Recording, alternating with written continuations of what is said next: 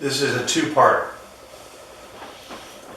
So let's start with Chuck Fox and Put a Cork in It, which used to come out, once a quarter, maybe every other month during the high holy season, or once a month during that time, I'm not sure. So he was the editor-in-chief of that rag, as he called it. And so he, every meeting, ask about reports. Do you have your luncheon report? I need these reports. And he just gets so pissed because people wouldn't. This group was, once you get done with Thursday, you don't think about next month until Wednesday before you go into the next Thursday meeting. So you're trying to figure out, oh shit, I gotta get this over to Chuck. I gotta write something really quick. Or if you forget and show up. So he started just bashing people in the Put a Cork in It, which used to get, I think, on Friday's mail. So Saturday they'd open it up and look at it back in the day. And and so he'd rip the people at luncheon, or dinner, or golf tournament, or whatever, and just say, "Did not report from this lazy son of a bitch," or whatever, just gonna go on. Or if they did send something, he'd put it in and then edit around it, just saying, "How stupid is this, you morons." So when I became president, I said, "Chuck, I'm gonna get you my reports." I always was respectful and got mine in on time. I'm not bragging. I just was a young guy on the board. I was trying to do the right thing to get my shit in time because I didn't want these guys to ruin me, and they will at those, back in those meetings. So Chuck said, "Hey, I'm gonna rip you up pretty good in the Cork every time it comes out." And I go, "Great. Do it. Whatever I turn in, you can do it and do whatever you want and just rip however you want." He goes, "It'd be hilarious." Because there were a few names not to name that were very offended by Chuck's approach to the Put a Cork in It, right? Because if you didn't turn something in, he'd rip you. And they got very fiery before I became president, 3 or 4 years before that. Guys got pissed and Chuck was mad and other guys were mad at each other. And it was hilarious to me because it's kind of a social group, and why is everybody getting so up on arms? And who's reading that thing? Well, I found out because on Fridays when it got there, or Saturday mornings, my phone would blow up. "Did you see what Chuck wrote about you?" And I go, "No, it's still an envelope on my counter. I haven't even opened it." I didn't care. I know what the events are. What do I care about the other missives that are in there? So he kept that up the whole year. And I had probably half the board, at least, and many of the members who I knew weren't on the board, saying that Chuck's really got it out for you. And I go, "I know, man, but it's his publication. I don't know what to tell you." And I tell Chuck, "Hey, I just heard this guy. He's just saying, oh, dude, how do you not punch him in the face?"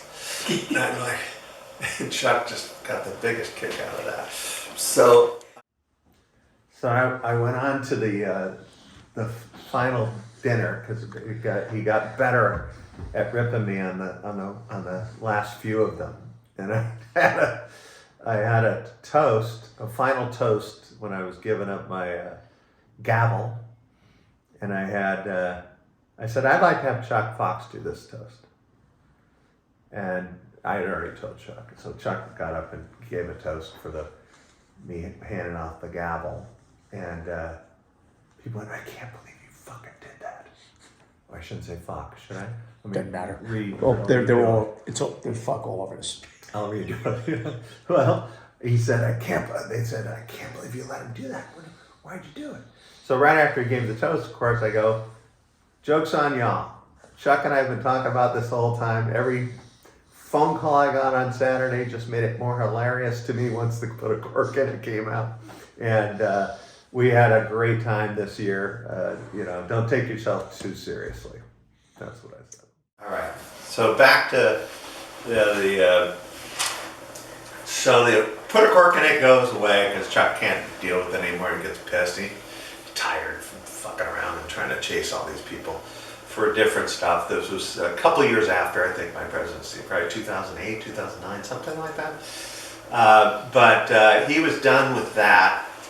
And so Doc was on the board at that time, and he said, well, I'll start a new one. And they came up with the name, no name backwards, Emanon, right? And it was so funny to me watching Doc become Chuck. And I don't even know if he's realized it, or if Chuck would, or if they'd both be offended by it. But it was comical because a year into the meetings, he's trying to put out the Emanon. Doc's yelling at everybody just like Chuck would yell at everybody for their articles in their reports and post reports and all that stuff. And I'd sit at the meetings and watch it and go, oh my God, Doc's become Chuck. What happened? I don't mean that in a derogatory means whatsoever. It's just so funny. The pressure of trying to put out that silly thing with no support from a bunch of morons has got to be impossible. And that's what I saw Chuck go through for so many years, and for a lesser amount of time I saw Doc go through. But it was really funny that in the meetings, at least, they became the same person of yelling at everybody for their reports, even though when Chuck would do it, everyone would go, ah, fucking Chuck.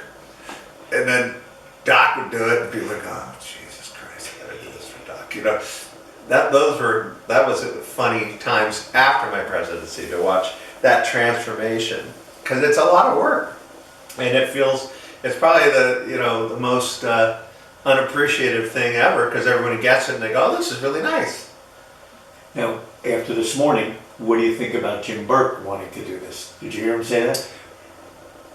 I saw him look at me and say, you're helping me. And I went, so I don't know. Happy to help Jim Burke if he needs it. And yeah, he wants to bring it all back, which I think is nice. You know, I know mail's expensive, but maybe go back to mailing it. Everybody's inboxes are so slammed. If you're going to put out one a quarter, what's it really going to cost the club? Let's go back to licking stamps and putting it in the mail and opening it up and reading that baloney. It's more than, hey, I just glossed it and I'm back to my work and email. You know what I mean? Yeah.